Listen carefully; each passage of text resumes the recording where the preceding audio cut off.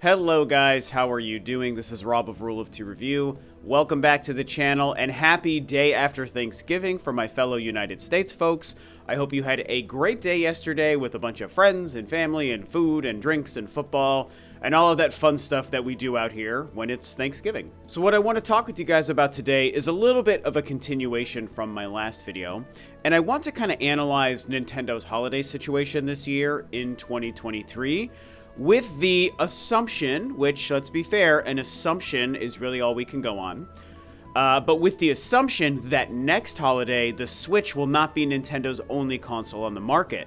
It's just something that we keep bringing up. The Switch 2 is something we think will be announced sometime soon. And again, Switch 2, next-gen console, whatever it is, hybrid or not hybrid, like I talked about in that last video, their next-gen hardware, I mean, most of us expect will be on the market next year, which means by next holiday, the ideal time to sell your new hardware, there will be the current Switch that we all know and have, and then probably the next-gen console on the market. And so in analyzing the holiday for this year for Nintendo in 2023, I think that there's a great chance we're looking at the Switch's last sole holiday as the only hardware on the market from Nintendo. And so I think when we look at the lineup this year from that perspective, it just becomes really interesting to look at what games are available and what games have released over the holiday period for 2023. And, I'm going to add again just another disclaimer here that, I talked about this being an assumption that there will be next-gen hardware on the market next year. That definitely means that we might be analyzing this wrong. Maybe this isn't the last holiday where the Switch is the only hardware on the market. But since I don't think that's the case, and I think most of you don't think that's the case, that's why we're going on the assumption. So for the sake of this conversation, let's pretend that we know next holiday the Switch 2 will also be on the market, so we can pretend that this is the Switch's last sole holiday all to itself. And when you look at what's released in 2023, and you look at the few games that's released over the holiday, I think that it's a great year for the Switch. It's a great year for Nintendo releases. Across the board, 2023 has been insanely strong. So as far as holiday sales for the console, there are a ton of 2023 game reasons to buy the Switch. When you look at specifically the holiday releases and their, quote, tentpole releases, I think that's where you see things being a little bit thinner. Barring a few indie releases that might be really exciting to a lot of folks for certain reasons, when you look at the biggest releases that are happening over the holiday, and the tentpole releases, the first-party Nintendo releases, I think you're kind of starting in like that September and October time through November and December. Really the last quarter of the year is kind of that holiday shopping season, and that season where most companies try to release their biggest games and their biggest products. We all know that the only significant things we're seeing are the two Mario games, which is Super Mario Bros. Wonder and Super Mario RPG Remake, which also just released. Now, I do think the second Pokemon DLC releases sometime soon, I want to say, so I'm not a Pokemon fan, don't quote me exactly, but I know that there were two Pokemon DLC releases that were split up throughout the year, and I think the newest one either just released or is about to release.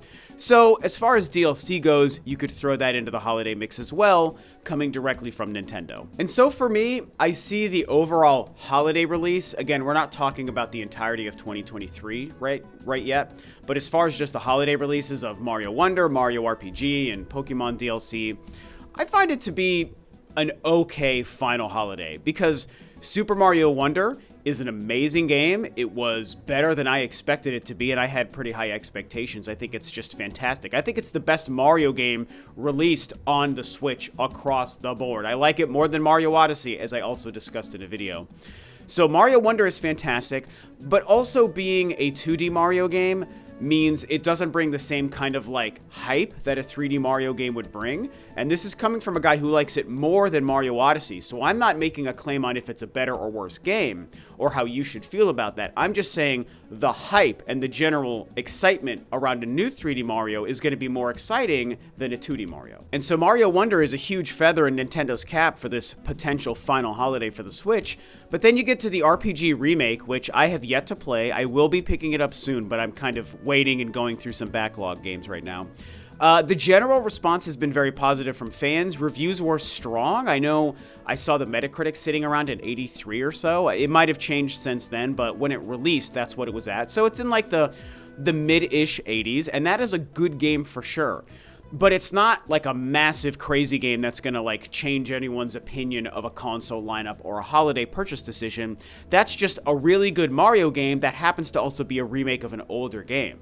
So that's another thing that gets tricky. It's a second Mario game for the holiday, and it's an older game. It's not a new game like Mario Wonder was a new game. And so just as far as the holiday lineup for this last theoretical holiday for the Switch, it's okay. Because like I said, I love Mario Wonder, but Mario RPG is an old game. Pokemon, it's just DLC. So Nintendo doesn't really seem to have, or they didn't, I should say, really seem to have any big major tentpole games to release and stack this holiday. They're clearly, I think, kind of phasing out the Switch here in these last couple of months of 2023. And so Mario Wonder's great, but it's not going to have the same impact as a lot of other games they could have released, like a new Pokemon game, for example. So that's what I see with their holiday this year.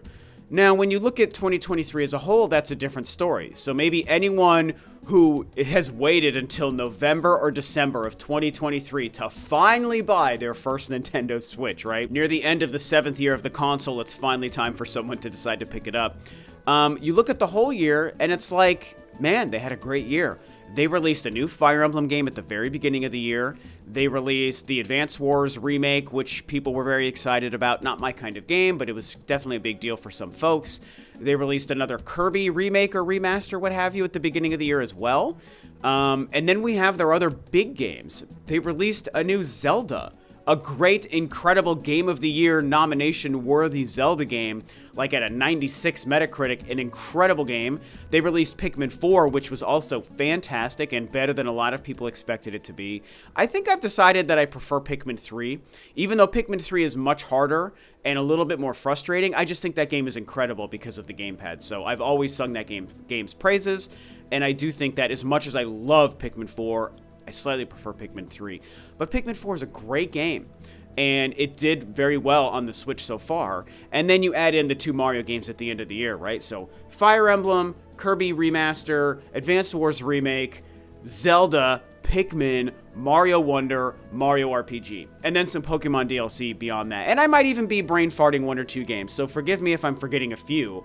But even if I am forgetting a few, that just shows how many more great games released in 2023. And so this is all just to say that while the actual holiday release lineup might not be lighting anyone's pants on fire, 2023 has been a really strong year, and that aids in those purchase decisions for anyone, again, choosing to buy a Switch at the end of 2023 or for a gift for someone in 2023. We know that they've got the bundles, the Mario Kart 8 bundle, which to me is kind of lame, the Smash Brothers bundle, which to me is also kind of lame, just because they're clearly repackaging, you know, old versions of their Switch hardware that's probably sitting in warehouses and trying to clear them out. You get a digital copy of Mario Kart or a digital copy of Smash Brothers. Like, okay, those are phenomenal games, but you're getting digital copies only, and they're older games. There's no bundles with the new game. There's no Mario Wonder bundle. That would have been a very interesting thing to see. But I don't think that they wanted to risk Mario Wonder being associated with a console most people already have. So instead, they're like, here's some digital versions of old games to artificially inflate the price and the value. I mean, Sony did that with God of War Ragnarok bundles for the PS5, where you get a digital copy of that game with your PS5, which is not something most people want nowadays, you know, those digital-only bundles. But that's what Nintendo's doing. So, you know, this year, 2023, if we continue this conversation assuming it's the last year where it has the market all to itself before a new console is introduced, it's a phenomenal year, and it's an okay holiday. And the Switch has even had okay holidays in the past. I mean, I think back to 2018, which I feel like I remember being a slower year, and one of the only games I remember being some kind of a significant release throughout the year was, I think, Mario Tennis and Octopath Traveler. And then the only holiday game, if I'm remembering correctly, was Smash Bros. Ultimate, which is a massive release. That released in December. Massive release, great game. And that was a slower release year for the Nintendo Switch, but it was still a strong sales year because the momentum of the console was growing. And so that worked in its favor. Now we're in a situation where sales are slowing, Nintendo's transitioning to next gen, everyone who wants a Switch pretty much has one, so they released a ton of games for people to buy who already have Switches, and there's very little to tempt people into buying a Switch for the holiday. It's just about Mario Wonder and an old Mario remake game. So none of this is meant to come off negative. This is really just an analysis of the situation and what I think might be happening. And it's just a fun way to kind of look at Nintendo's year and specifically their holiday lineup when we assume that it might be the last time that the Switch is the only Nintendo console on the market for the holiday, like I said kind of in the intro here. So, you know, next year will tell us if this is right or wrong, or even a conversation that was worth having, but it's fun to have right here and now in the moment. And so this is what's going on. You know, I think 2023 has been great, but it's a shame that they didn't have, you know, at least one more kind of big first party or exclusive release for the holiday. You know, I don't even know what it could have been, but just something else really exciting beyond 2 Mario games, one of them being an old game. That would have been nice, but that's not the case, and I think it's because they're saving their biggest and best games for, honestly, the Switch 2. I've said that for a long time, and I still think that's the case, and it's why I think that only 2 Mario games were all they had for the holiday. So this is what I think. What do you guys think? Share your own thoughts about this below, and for now, that's about it.